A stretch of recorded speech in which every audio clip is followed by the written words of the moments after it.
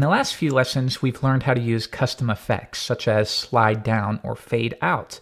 But what if you want to specify your own? Well, we can do that really easily.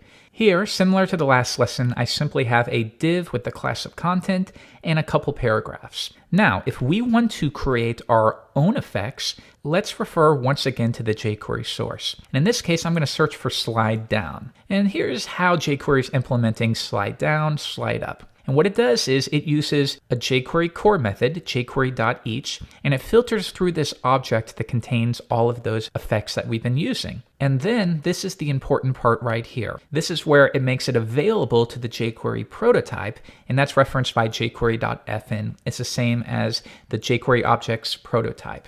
And what it does here is it says jquery.fn, and we'll do the first one, .slide down. And that will be equal to a function. And what it does is it animates that. And the animate method is something we'll go over in a future lesson very soon. So let's see how we can take this and create our own. I'm going to copy this code and come back to Sublime Text and paste it in like so. Now we can replace as we need. Rather than using this array notation, we can say jquery.fn, and this one will be called flash. And all we want to do here for the example is we want to display this content, then wait a few seconds and immediately hide it. So we need a trigger for that. And I'll say h1 click me just for our demo. So when I click on the h1, we show this content and then we wait a few seconds and then it automatically hides. Okay, so now we have that set up. Right here, jquery.fn.flash, we want to set it up like that so that we can say get that h1, and when it is clicked, then we will call this. Then once again, we're going to get that next div with a class of content right here. And we're going to call that method on it. We're going to call flash like so. So when we do that, if I comment this out, we can be sure that this method is going to be called. Click on it, and now we see hi there has been called. So already we've done a lot of cool stuff. We've created a custom method, but now we want to do our effect. So we'll say jQuery this, and it's important to remember that even within this method, this is going to refer to, in this case, the div with a class of content. So we want to slide that down over the course of 500 milliseconds. However, that content is already displaying by default, so let's hide that. There we go. Now, when the h1 is clicked, we get that next div with a class of content. And by the way, it would make sense to cache that since we are using it more than once. But anyhow, we call the flash method, and the flash method will take that div with the class of content and slide it down. But then how do we know when that operation or that animation has completed? For instance, if I change this to a full second and then I console.log, hi there, if we come back and I click on it, you'll notice that before that animation has completed, we have still moved on to the next line. Click on it and you immediately see hi there before the animation has completed. One more time. So that begs the question, how can we execute code only when that slide has completed? And the way we do that is by passing a second parameter like so. And this means slide down over the course of 1 second. And when that operation has completed, then execute the code within. And we can say, hi there. One more time. Reload, click on it, and notice it does not display until that operation has completed. Click it, and there we go. So to complete our flash effect, we can say slide it down, and we're going to return that to a half second. And then we want it to just lay stagnant for a minute. So we'll say this delay. And this means just sit tight for a minute. And we're going to delay for 2 seconds.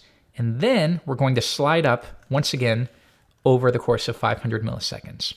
Let's try it out. Click on it, click me. It slides down. It sits tight for a couple of seconds, and then it slides up. Now, if you are noticing, one more time if I click this, pay attention to, we seem to have a little toggle effect. Click on it, and then it jumps up. And that's because the margin for the H1 and the P are clashing.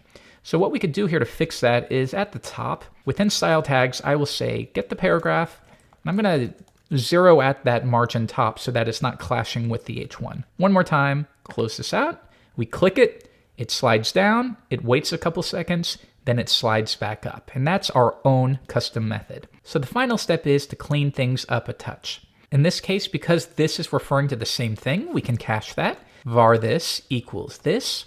And then once again, we get rid of those parentheses, like so. Let's make sure it's working. Click it, scrolls down, comes back up.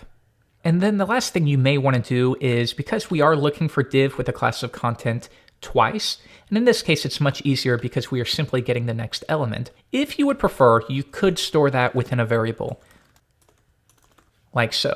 Now, this raises a new note. We have saved that to a variable, so we can easily replace that with content.hide. But an important distinction to make is all of these jQuery methods return the jQuery object. So when the method is called, it returns that object. And we should do that as well. And what that means is we can, when we declare these variables, we can just as easily tack the hide method on there, because we know that we'll get the div with a class of content, it will hide it, and then that jQuery object is returned to content.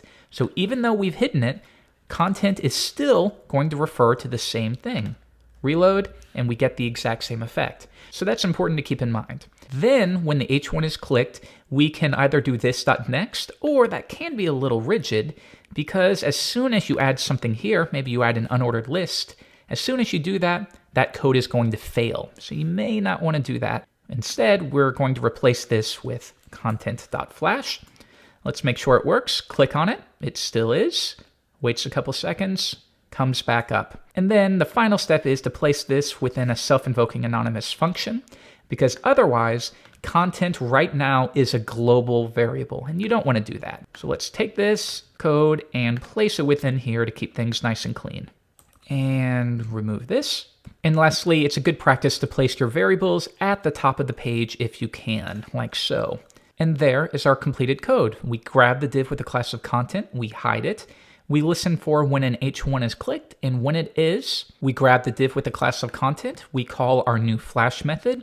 That will slide down the content over a half second, sit tight for a couple seconds, and then slide back up. And here is our finished effect. So great job. I will see you in the next lesson.